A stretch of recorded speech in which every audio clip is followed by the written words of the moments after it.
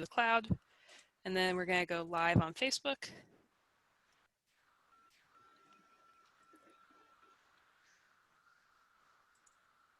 We're going to share on a page, and that page will be SciStarter.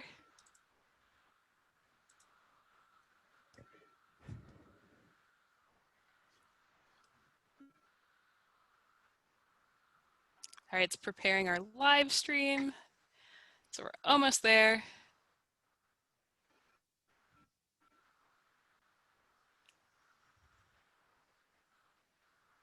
What do you think? Should we wait just a few minutes? No, I think we can go ahead and get started. Sure. We're almost live on Facebook. 1 second, it's connecting our live video, and our live video title will be Fight Misinformation with Public Editor. And I'll say learn more at https://scistarter.org/public-editor. Go live. Oh, all wow. right, it's loading Cool. again.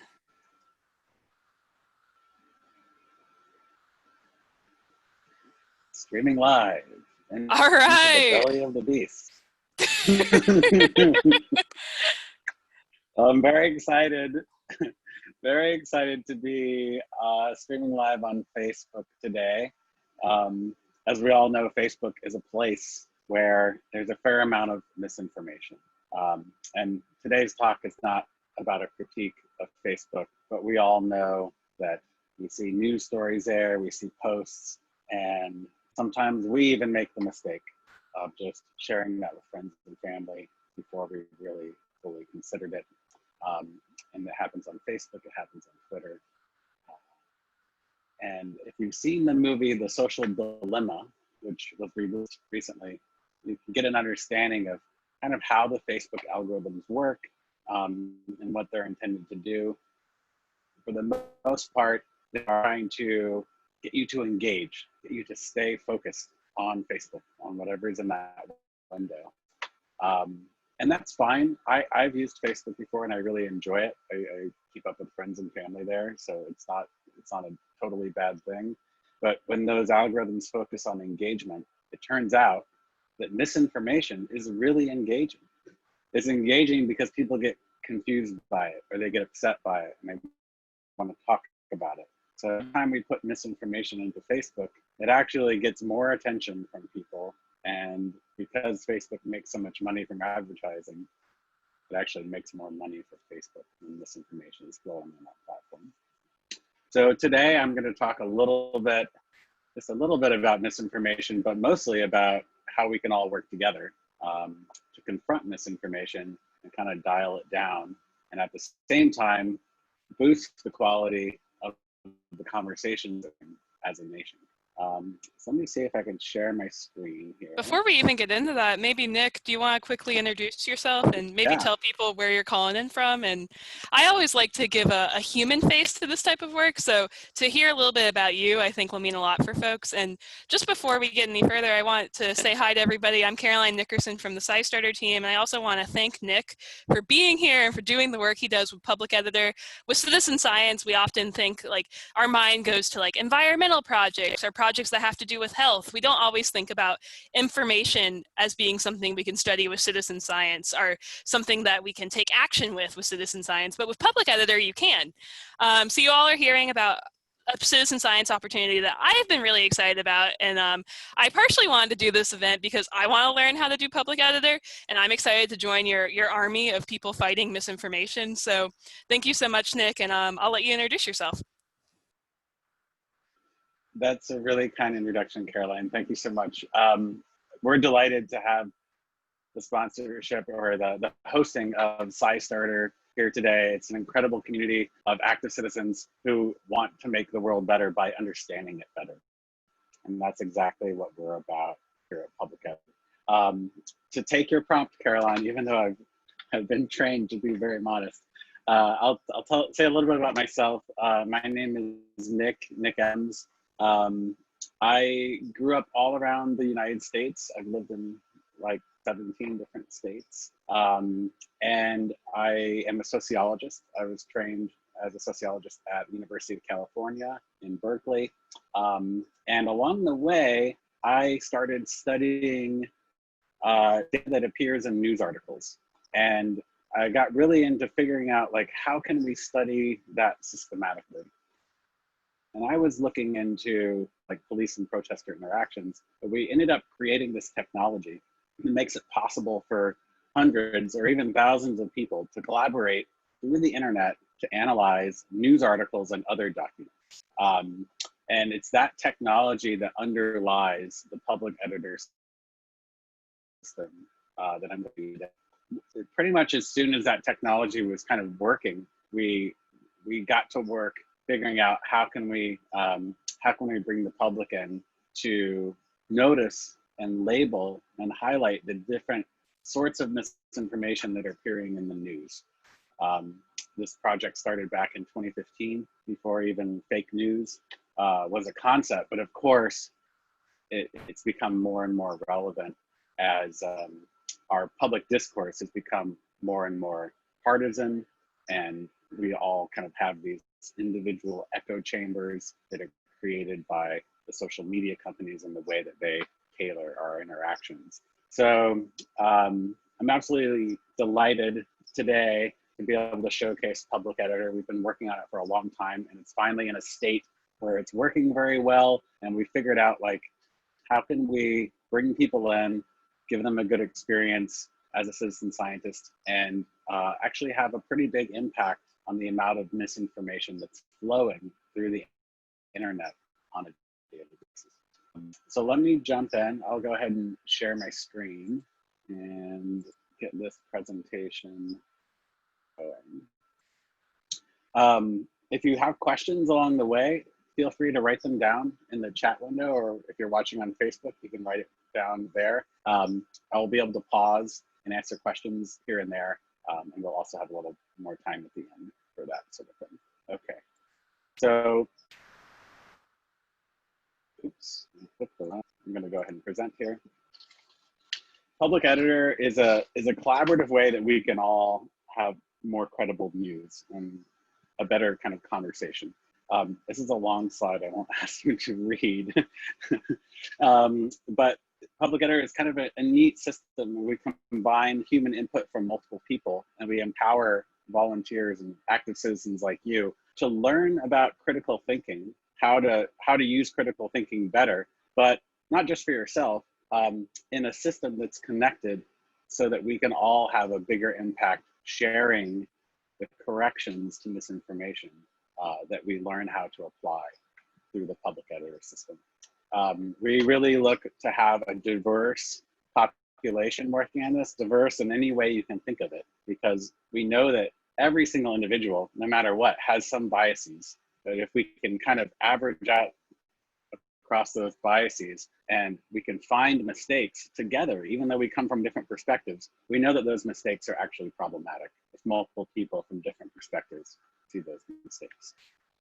I think we all know that there's a problem with fake news and misinformation, and it's not actually a new problem. It's not a new problem at all. We've had this as long as we've kind of had the town crier, or we've had newspapers. We've always had this issue, but the big problem right now is that instead of having like a few dozen publishers who are kind of gatekeeping and kind of keeping the quality of the content that's in the news, we have 2 billion amateur publishers now. So any content that someone creates off in some corner of the internet can get passed around very quickly through our existing social networks. And it's not just that there are 2 billion amateur publishers now who maybe aren't doing the best job of vetting the content they're sharing. It's also the problem that instead of a publisher being like the Wall Street Journal, the New York Times, publisher ends up being our beloved aunt or our cousin that we had a great time with at the last family vacation. These are people we know and we trust, and we tend to implicitly believe what they send us. Whether they have actually read the article and checked its truth value or not, we tend to believe it because it's coming from people that we trust and care about. So this misinformation spreads so widely, and we believe it too easily because it's coming from people that we know and love. The solution that we've been working on and that is now available is one where you can have a news feed that actually warns you about misinformation before you even click on an article. And then furthermore, once you've clicked into the article, you can see these different labels over the specific words that commit some cognitive error or some argumentative fallacy, some inferential mistake, or some language bias. Let me show you what that looks like. So here are some example articles that we have on our website. And let's just pick one. I'll pick this one here. So we can see with this credibility hallmark that the article has a score of 77. That's 77 out of 100. It's just like in the schooling system. We know that's not a very good grade, but if we hover over the hallmark, we can see that there's a bunch of reasoning errors in this. That's what the red represents. And then we can see particular reasoning errors. And you notice as we hover over these, it actually highlights the text that's committing that error. There's some vague sourcing, there's some language errors, exaggeration, inappropriate emotion, and then there are errors with the probabilistic reasoning. We can see all of that just here in the hallmark. But you can also just read through the article, and just like you normally would read through a news article, except as you go, the labels show up and they show you exactly what problem there is with that sentence or that clause or that set of words. And you can see how much they decrease the credibility of the article overall. So there's been scientific research that shows it's actually pretty hard to change someone's mind once they already believe something that's untrue. However, there's other research as well that shows if you interrupt someone's process of believing false information in the first place, there's not a problem. And that's exactly what we do here. If someone is reading through this news article for the first time, we're interjecting doubt every step of the way so that they don't believe the falsehoods and the misinformation that this news article conveys. Okay, let me come back to the presentation here. So that's the solution. That's where we're headed. Let me show you how we actually get there. And first, I want to say a little bit just about overall what Public Editor is and what it's trying to accomplish. We are a nonprofit and we are nonpartisan. In fact, I would say that like anti-partisan. We want a world where people get interested in policy choices more than just picking a team and kind of fighting from the standpoint of their team. But that might be a world that's pretty far off. What we can assure all of you is that we are committed to a nonpartisan process. We're looking for argumentative fallacies, inferential mistakes, psychological biases that know no party. You know, these span any kind of party or any kind of information that's out there on the internet. And what we're doing here is actually kind of providing a low friction nation scale media literacy training. So there's a few organizations out there that we really love that are providing media literacy training, and you can kind of like, you can learn everything you need to know so that when you're looking at an article, you can see what's problematic with it. And that's really great. But we think media literacy needs to be something that you can also share, and also something that you can participate in, even if you haven't developed 100% of the expertise of how to be media literate. And that's what we provide with Public Editors, ways that you can look at little pieces of an article and just evaluate them for certain mistakes. You can become an expert in one part of media literacy and still become really valuable to the community because you can share what those mistakes are. We kind of liken this to Google Maps. If we want everyone to be really good at driving around a city, you can train everyone to understand the map of every city and put it in their own head. Or you can give them an app on their phone that has a map of the city and they can plug in the destination they're going and it takes you there. Public Editor is more like Google Maps than training everyone to understand the map of each city they live in. What we do is that no one else really does is we label each dubious word in an article. And there's no one else that's really doing this. There are some places that are kind of putting a score on different news sources, like, you know, what's the score, the credibility score of Fox News versus the credibility score of MSNBC. But we actually focus on the article, and not just the article, the words inside the article.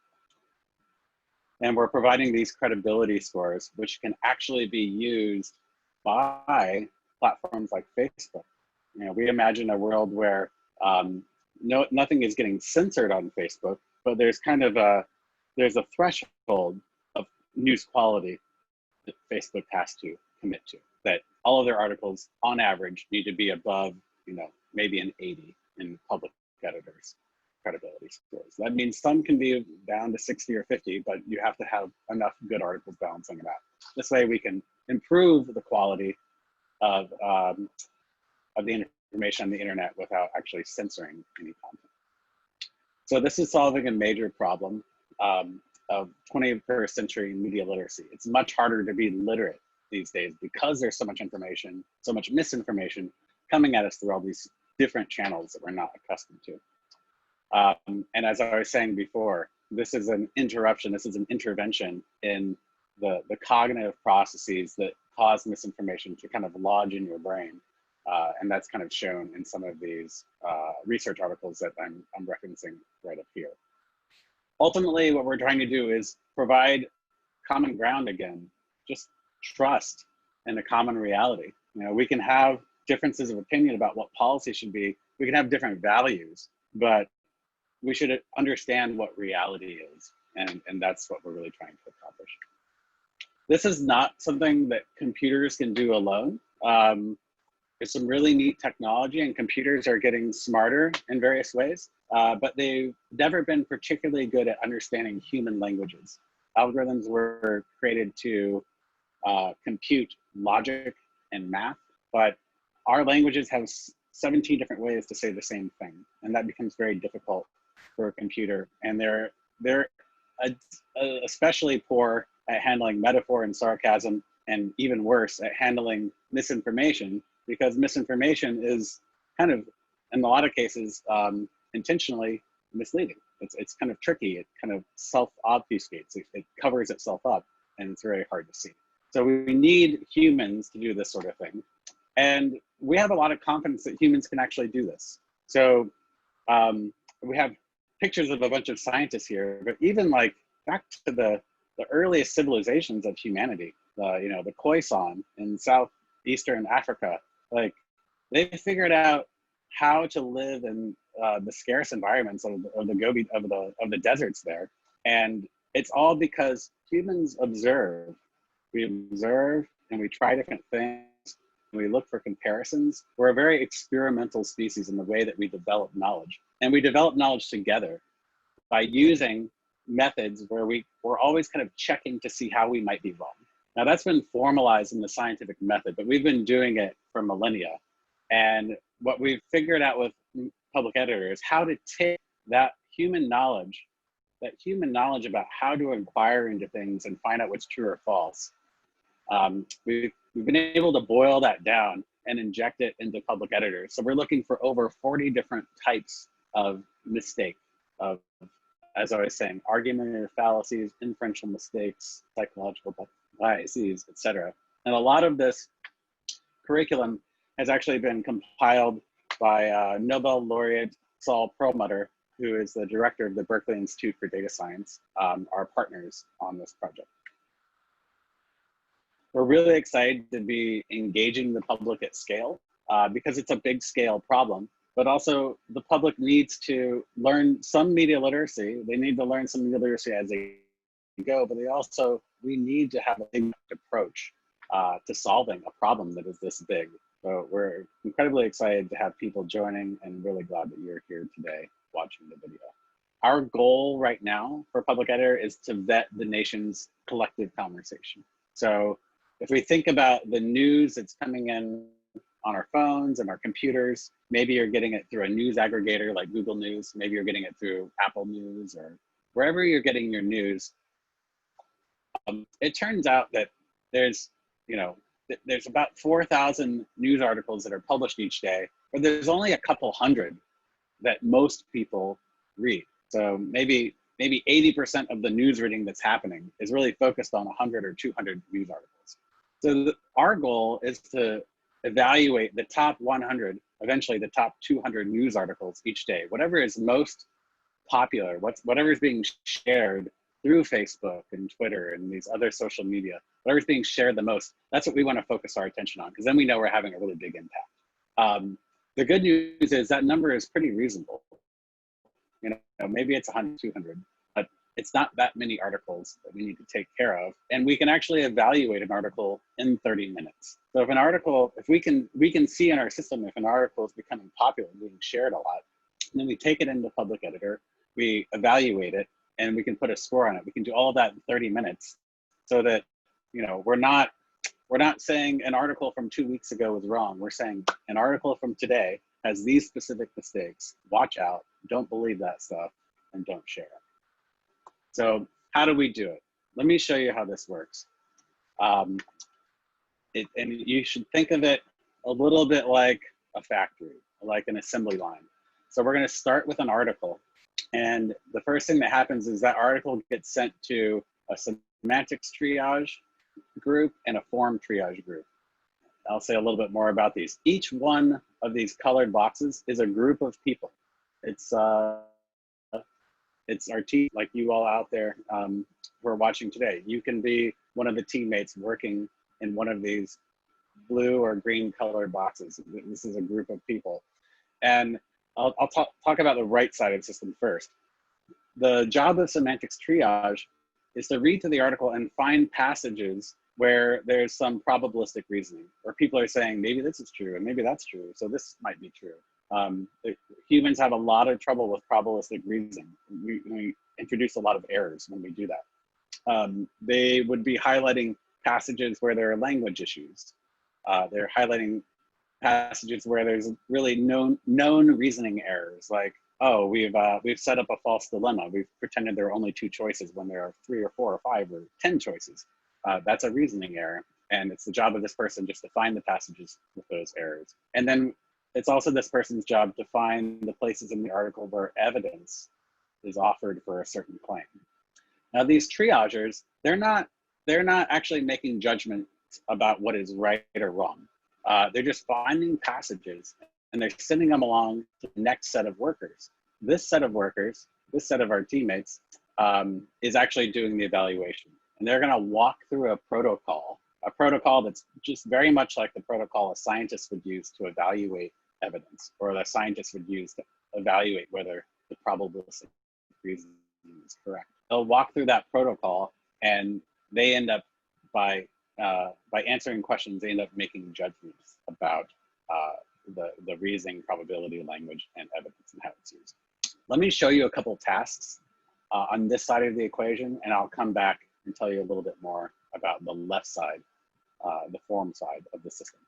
Okay, so everyone can go to this link if they want. I'll leave it on the screen for just a second, or maybe we can follow up on that one. But let me go ahead and jump into that. So the first thing I'm going to show you, that semantics triage task. Okay, and this is actually a task that any of you could do in the system. Here is to apply these different labels on the left to the article. And the instructions for applying each label appear here at the bottom. So everything you need to do this task actually shows up in the interface. We provide some training so people get used to this, but even when you're doing the task, you don't have to kind of remember what you're looking for. It all shows up right here. So if I look through here, I see that for probability, I'm supposed to highlight any text containing indications of probabilistic reasoning. So it's words like maybe, probably, percentages. And if I look through this article, I see that the discussion about a political race, an electoral race being a toss-up. You know, it could go either way. And again, it's not my job to decide whether that's correct or not, just to pass it along to a next set of people. There's also this evidence tag that says, find any place in the article that describes evidence or data. And here I see some evidence evidence about a particular race and how it's going, an electoral race. And then there's this language tab, which tells me to look for issues of tone or typos, anywhere that someone's biasing with strong words, or it's sloppily written, or it's ambiguous. And if I look through here, I see that there's a person quoted in the article who keeps referring to someone else as cult-like, you know, and that, I'm not sure if that's right or wrong, but it looks like something someone should take a look at, because maybe it's some sort of exaggeration that's meant to kind of bias the other. Okay, so I could look through the article and see if there are reasoning errors, but I don't see any major reasoning errors. So I think this article is done. I would click save and next. And the thing to remember here is I'm just doing the best job I can of this.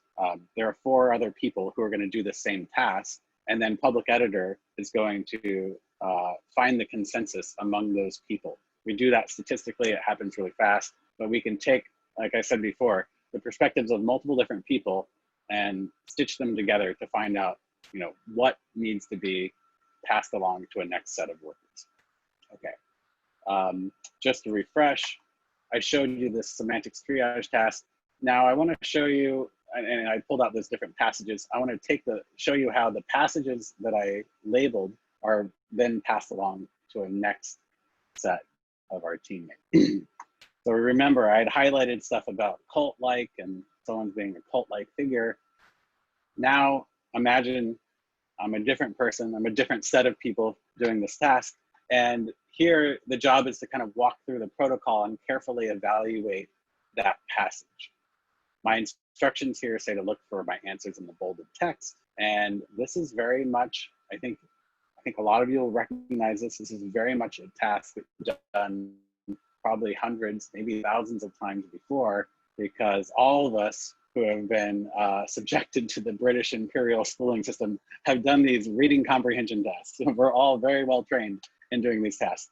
So our job is to look in the bolded text on the left, answer the questions, and I think I see some exaggeration in here. So I'm going to choose exaggeration as my answer choice. Now, when I click on this, I want you to notice 2 things. I want you to notice what happens just to the left of this answer choice, and I want you to notice what happens right up here. Okay, I'm going to click right now. Okay, this red circle appeared, and this number 3 appeared. Okay, the red circle, and we'll explain this in the training. You don't have to remember all this now. The red circle is your cue that you need to actually highlight the text that justifies your answer. So it's only slightly different from the reading comprehension task. But if I'm saying that there's exaggeration here, I need to highlight the text that actually is exaggerating. Now, the other thing that happened was this 3 appeared. And this is pretty interesting. Depending on how you answer questions in Public Editor, you might get follow-up questions. This is your question queue. And what we see here is that there's up to 15 questions that you might need to answer to complete this task.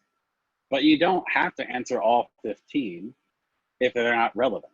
By clicking on exaggeration, I actually ended up creating a follow-up question. And if we click next, guess what?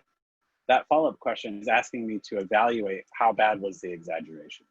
Okay, so this allows us to look for lots of stuff, but really only focus on what's relevant given a particular passage of text. So with this one, there's going to be 4 other people answering this question. I'm going to say it's some misrepresentation. Others might say it's minor. Others might say it's considerable. And again, the public editor system will take the consensus among these different answer choices. You don't have to worry about getting it right for all time. You have to worry about giving your best kind of neutral assessment of what the answer choice is. So we've done that.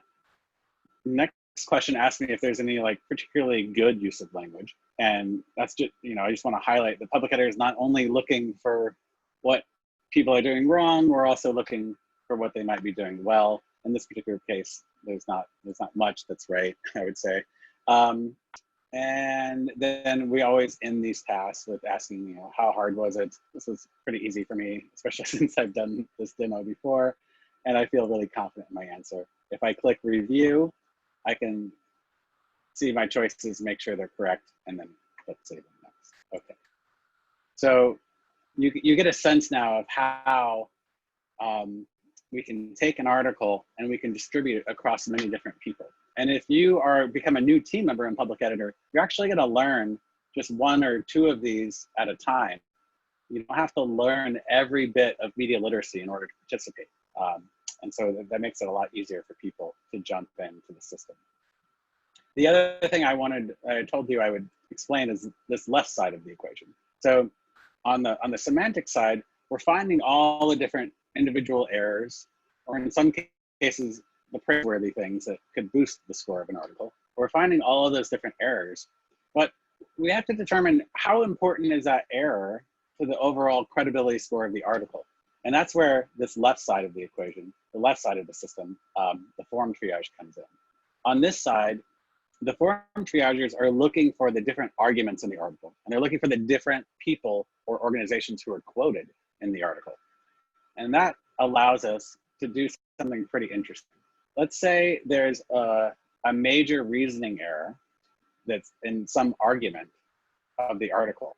If that argument is the main argument of the article, then it really hurts the credibility of the article.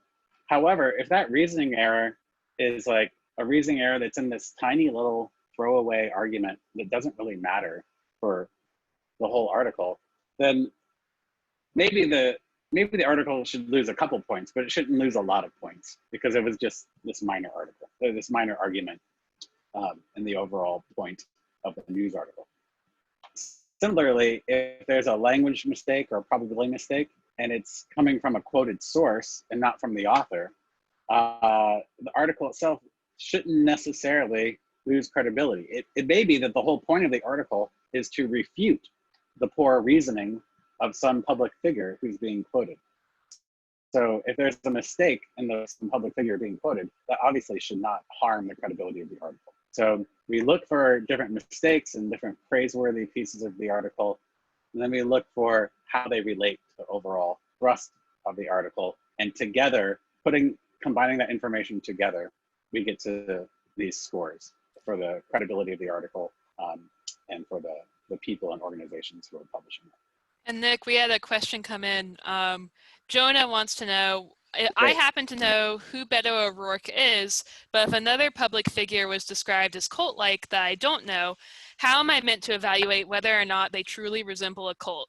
Maybe this is a bad example of cult-like language, but I can see it being an issue with other language, like if an article described USPS as a grave threat or something like that. Right.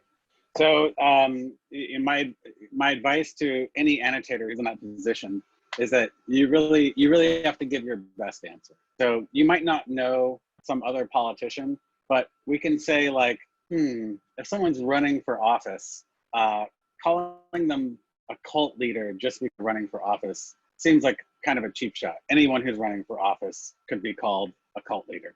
And so maybe that's not appropriate. But the reason we ask multiple people to do each task is because we know that everyone has slightly different sets of knowledge in their heads. They have different biases. And don't think of bias as something that's evil.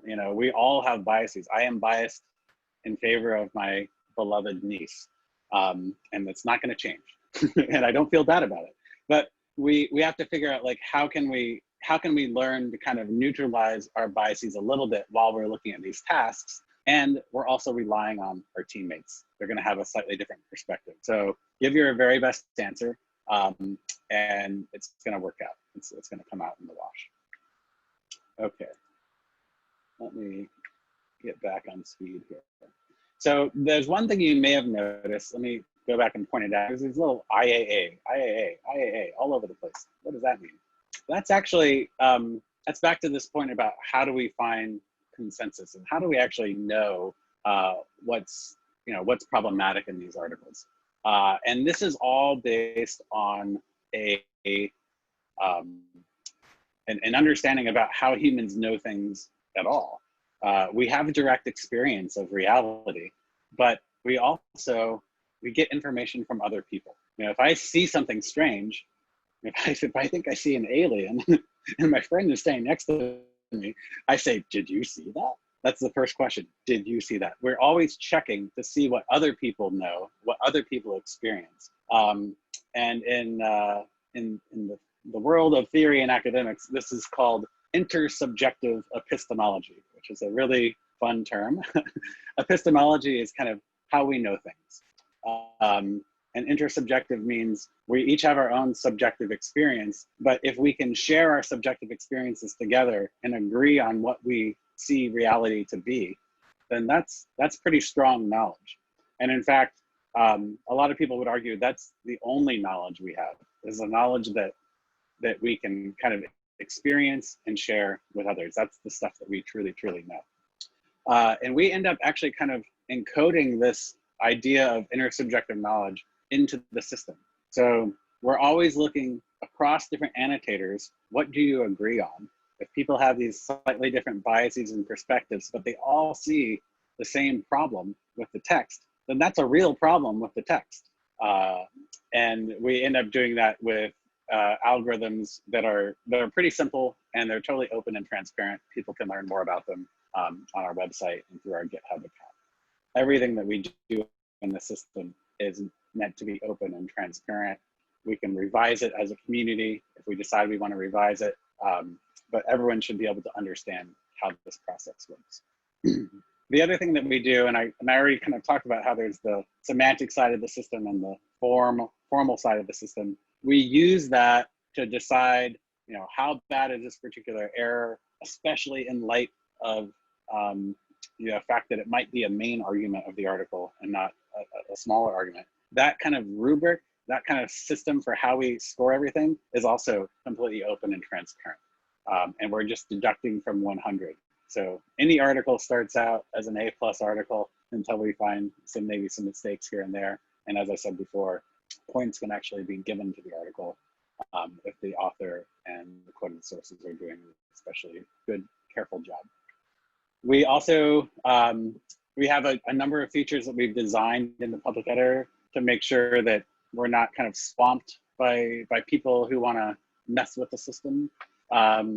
So I won't go into all of those, but just rest assured you can learn more about them, and they're working pretty well to make sure that we have people giving their good faith efforts to the system. What's next for us is that we're going to have a browser extension where people can easily share public editors labeled articles and actually easily view those labeled articles, even at the news sites where they're originally published. We're just waiting for Google right now. We've like shown them our extension, we've put in our application.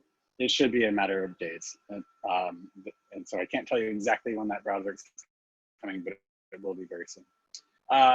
When you do public editor tasks, we train you to do the task, and then as you do the task, you really learn in a very practical way how to spot different biases in language, how to spot different sorts of reasoning errors that are commonly used in our rhetoric, how to evaluate whether evidence is used properly. You learn a lot. You're going to be like a very sharp critical thinker if you're working in the public editor system. And we want to recognize that and reward it because we think it's a very valuable skill. So we provide badges for our teammates as they're learning and developing mastery over these different skills. And you can even, if you learn a bunch of the different skills, you can actually get a certification from our parent nonprofit, the Goodland Institute, which we hope is actually going to be pretty well respected because we live in a world where there's so much information, the information age that is becoming, sadly, the misinformation age. These are going to be very sought after skills. And Nick, we had another question come through. Also, Christian, and I think it's related to where we are. Christian wants to know, are you going to be testing public editor on mobile app platforms? Oh, I heard testing public editor, but I didn't hear that. Oh, sorry about that. Are you going to be testing public editor on mobile app platforms? It will take a little time. I have to say this project has been a labor of love by volunteers.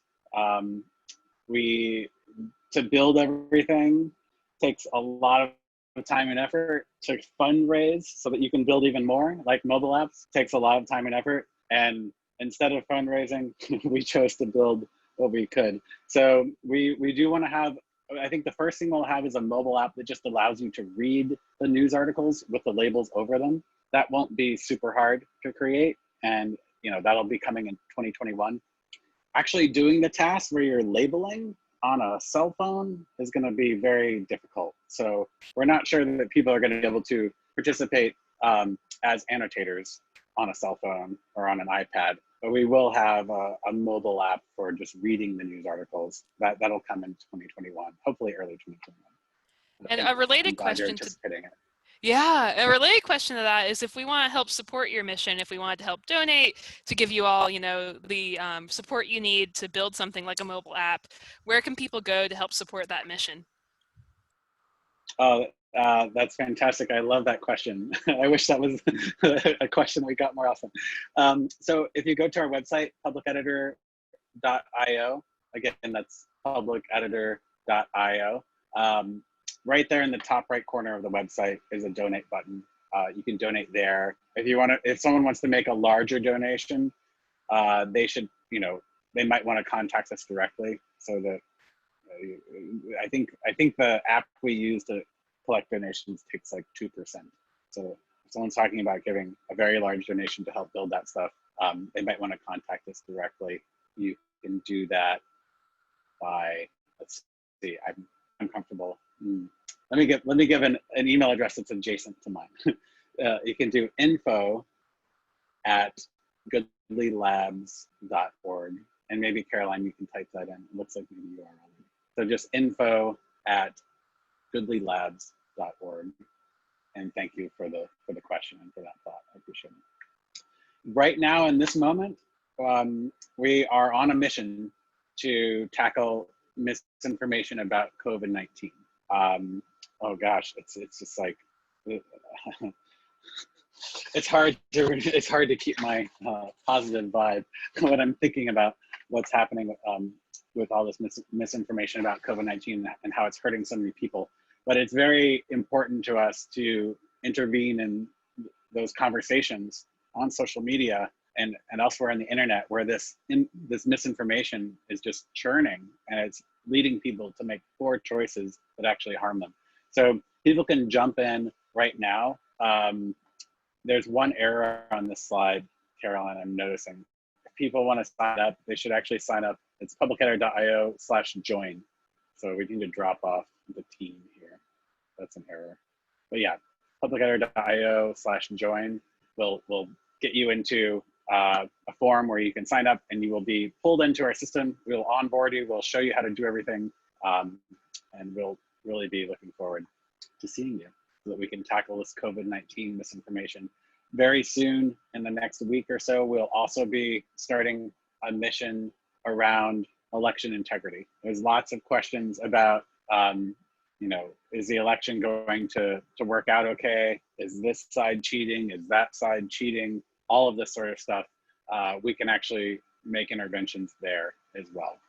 So we want to make sure people feel confident in the election as long as it's being carried out in a proper way. And Public Editor is about to be a SciStarter affiliate. So if you all have SciStarter accounts, yes, I'll let you explain that part. That's right. With Public Editor, we have kind of a system, and we have our own kind of points program. So if you sign up as a SciStarter affiliate, you can kind of double dip from both of these incentive programs if that's something that excites you. So definitely sign up through SciStarter. We'd love for you to be working with them.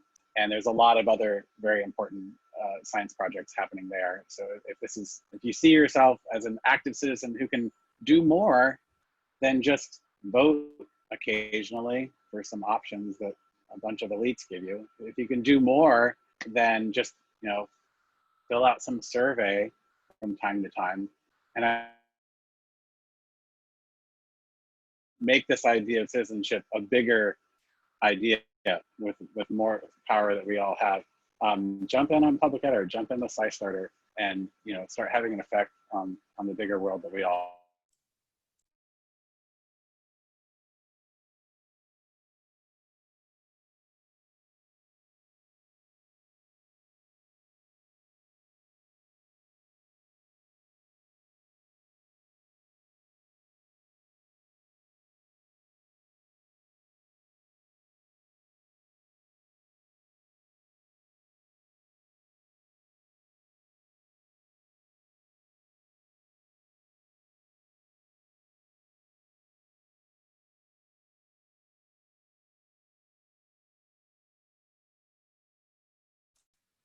Well, it looks like we lost Nick. But while we wait for him, yeah, someone said sound got cut off 2 minutes ago.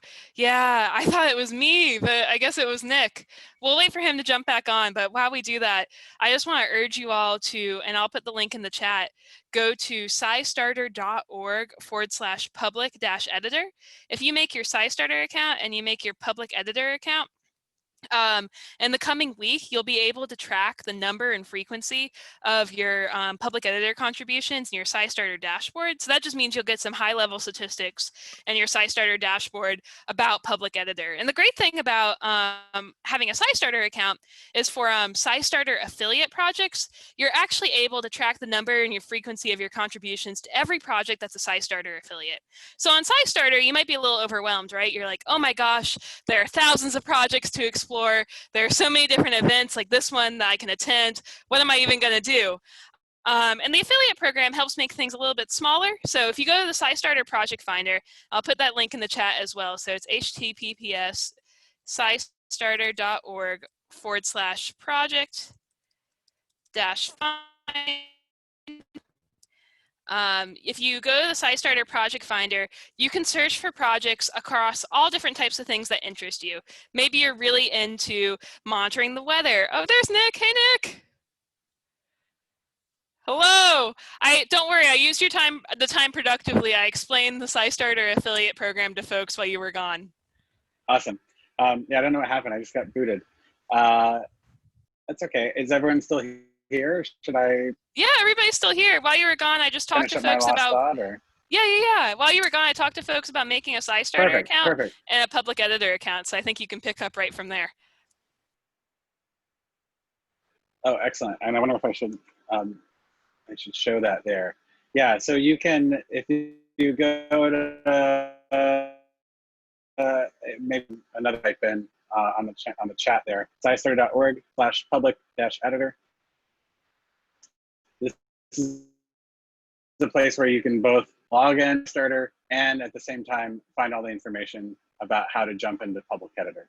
And if you also, you can check out publiceditor.io. That's our website. We have some example articles that you can look at. And if you click on this join us button, this is what I was saying before, you can join our email list where we'll kind of carefully onboard you into the system and show you how easy it is to get started.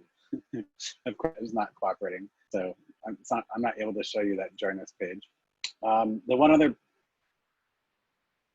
spot I wanted to show you is that you can also jump in with this try it now button, and I'll give you a preview of what it's like to get onboarded into public editor. The first thing is you'll watch some videos that introduce how the interfaces work, and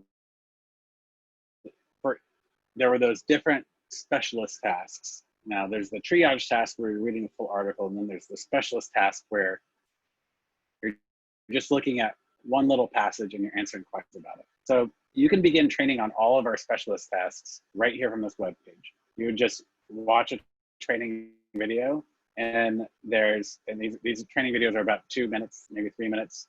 And then you do a conceptual training task. So before you're looking at news articles and highlighting everything, we just need to show you, for instance, for this probability specialist, what's the difference between like systematic errors in a study versus what we call random errors or statistical errors.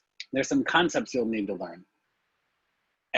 And like I was very hard to like quickly learn all 40 different concepts that we look for in the public editor system.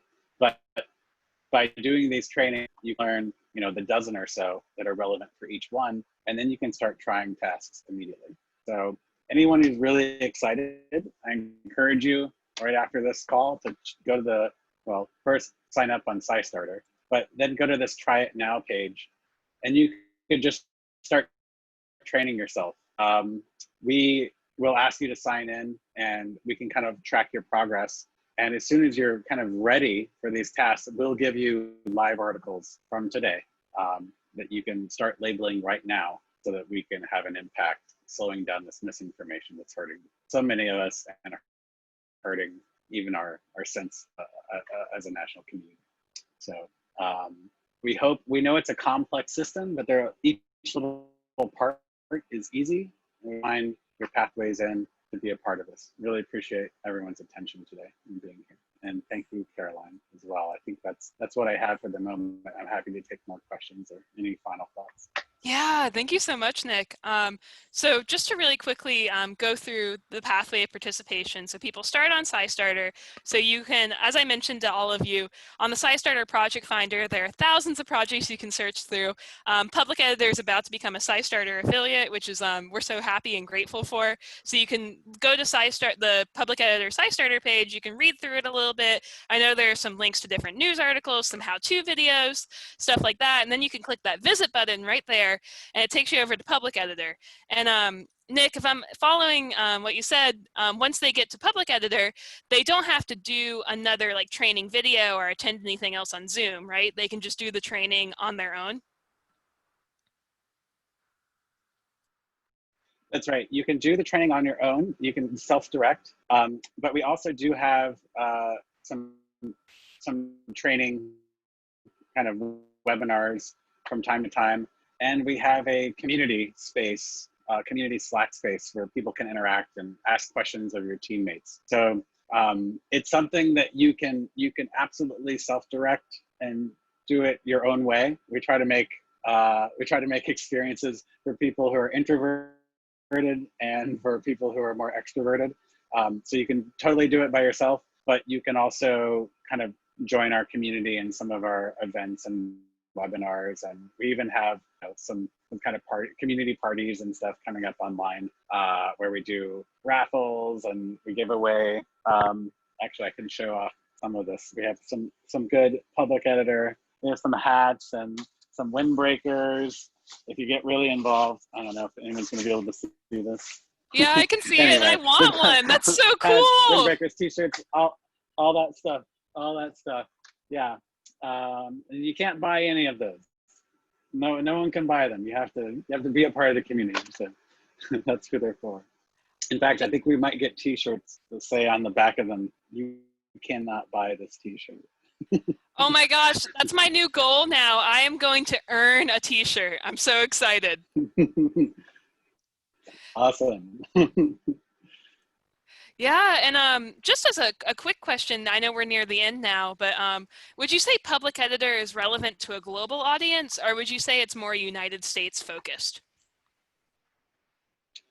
Oh, that's a great question. So I think this tool is going to be useful for a global audience. The way we've imagined it, though, that we kind of imagine that there might be a Public Editor community in each kind of nation. So it's interesting, actually, just a couple of weeks ago, we were getting, we got a call and had a video chat with some folks from Iran, because there are misinformation problems in Iran, and they want to create their own version of Public Editor for Iran. It's not difficult at all with the underlying annotation technology we use to just kind of strip out the English and put in a different language. So we do imagine Public Editor becoming more of a global phenomenon, and we certainly think it can be helpful in a lot of different contexts. As Public Editor grows, do you see it sticking to more of like a nonprofit structure? Because right now, as I understand it, you all are part of Goodly Labs and you're able to get donations and you're affiliated with Berkeley. But like as it expands worldwide, could like, I don't know, like a government of another country work with you all to try to fight misinformation in their country? Or like, how do you see it growing and how do you see your partnerships growing? Oh, that's a great question. So I think Yeah, great question. So, you know, I didn't know this when I first started the Good Labs nonprofit back in 2014, but it's actually, it's pretty common. It's no big deal for a nonprofit to kind of have contracts for revenue. So the nonprofit can't become this like super wealthy organization that's making its leadership rich, but we can do contracts. So yeah, we can definitely like do contracts with various different governments that want to provide this for their citizenry, and that could be a revenue model for us. There's a few other revenue models we've kind of been interested in, but we don't want this to become a for-profit where there are, you know, investors who are trying to, you know, maximize quarterly returns. We think once you start doing that profit model, you start to get the sort of distortions and problems that Facebook had, and that many other organizations have. In our experience, like, we need to focus on this being something that does well for the entire community. We want to have a bottom-up sort of governance. Right now, it's sort of a vertical governance because we're in this developmental phase, but we want to flatten that out, and make sure that our community of annotators who are doing the work actually have a big role in the governance of what we do with Public Editor. Yeah, and I have one last question for you. So at SciStarter, we have all these different programs and partnerships, everyone from Girl Scouts to Verizon employees to retirees at a local library.